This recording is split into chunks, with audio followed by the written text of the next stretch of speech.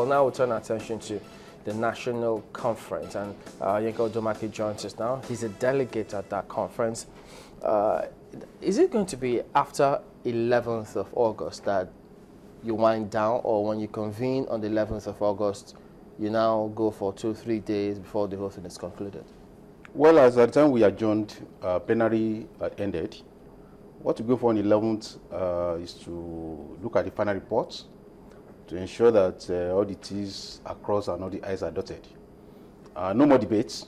At this point is to ensure that the reports reflect deliberations, and then it's signed. What if something doesn't reflect deliberations? Will there be debate about it? Oh, definitely. If something does not reflect what was decided, definitely you have to look at the Hansards and then correct that. But it cannot reopen any issue at this stage in terms of.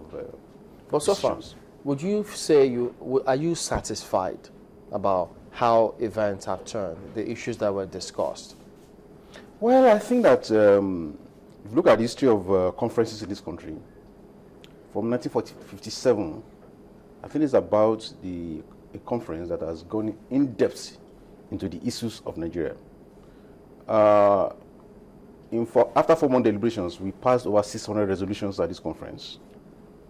We touched many issues that neither the 98, 94, 2005 conference were able to touch. For instance, the structure of this country. For the first time, we were able to take local government off exclusive list for the federal constitution to make them residual. No conference was able to touch that. We were able to create state police. No conference has gone that far.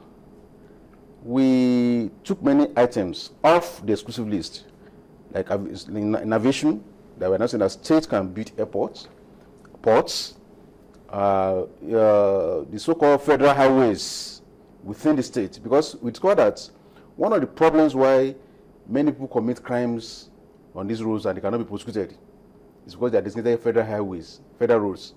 And the state have the only the Attorney General of the Federation can prosecute those who commit manslaughter on these roads.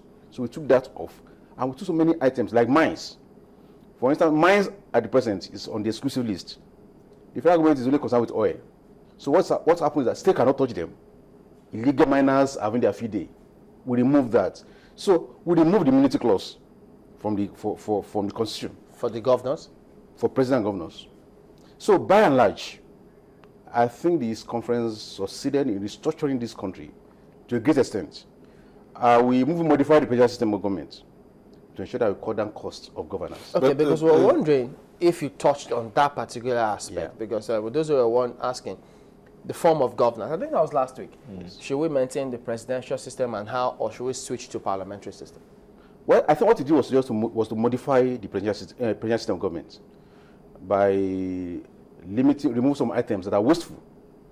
And we introduced things that are alien to presidential system. Question time for the president and minister to go in the parliament and face the nation to give account of their stewardship.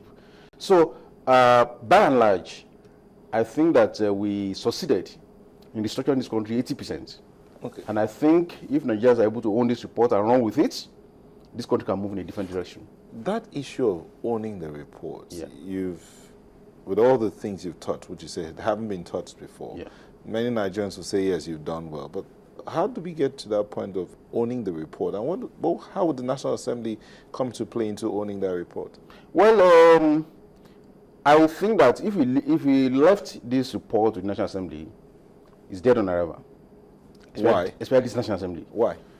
Because they are products of what we want to change. And they will not receive. For instance, this conference has recommended that the national education should be part-time. So those who are making the kill at the moment will not be really disposed to that.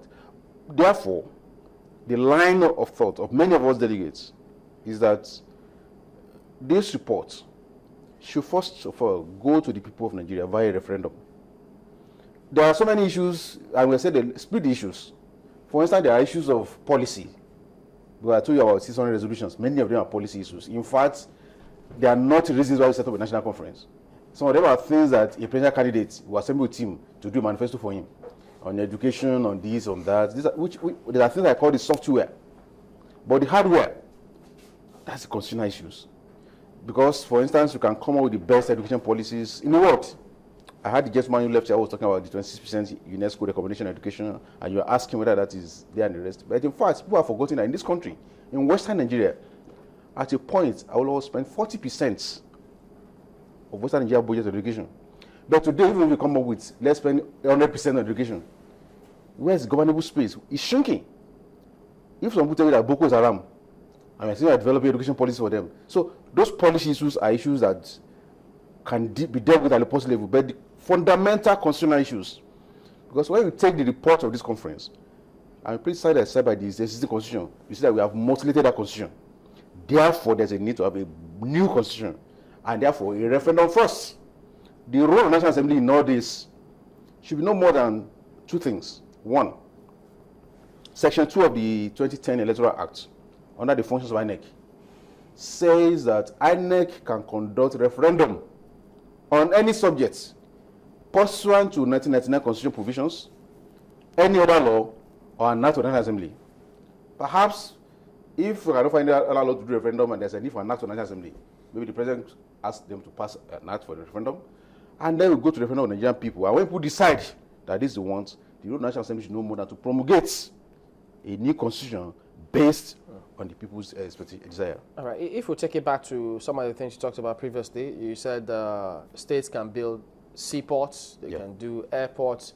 All of these things cost money. Sure. Because the resources they have now, some of them are complaining it's not even enough. Yeah. So if they have to do this, they'll require more money. Did you also look at that? Well, we address that in two parts. First of all, we alter the revenue allocation formula. We say that more money should go to the states. As against the present 52% of the federal government controls, we are saying the federal government should take 42%, and more resources should go to the state. But beyond that, even at that, what we are doing, our fiscal model at the moment is not sustainable. This monoproduct thing that we share oil rent, we collect oil rent, and share at the end of the month. For instance, I give some table before the conference to show that if today we stop, by adventure, we stop selling oil, crude oil, only Lagos State can afford to pay the salary of its staff. Because, and when you look at the 2012 figures of IGR of all the states, Lagos in 2012 generated 219 billion naira. Its wage bill was 75 billion, which means it can pay salary 3 times over. But in many other states, none of them can afford to pay the salary of their workers if there's no oil. But you decided to create more states. Yes, I'll get to that. So, for instance, in that 2012, Yobe, for instance, generated 1.47 billion naira IGR throughout the year. Its wage bill was 22 billion naira. Now, the rationale for creating new states is about the quest for self-determination. But more importantly, we have also said, we have looked at the geological map of Nigeria. And we discovered that every state in Nigeria have this amazing, abundant deposit of mineral resources that nobody is touching at the moment.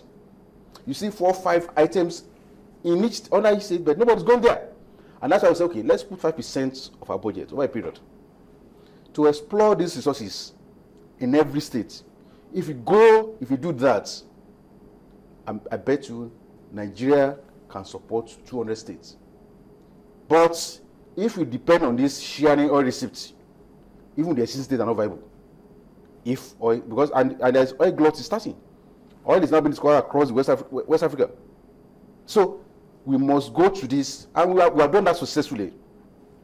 If not that some of our friends from the far north now say that, okay, because we said the region 18%, 5% for mineral resources, now say, okay, we want another 5% for terrorism and insurgency.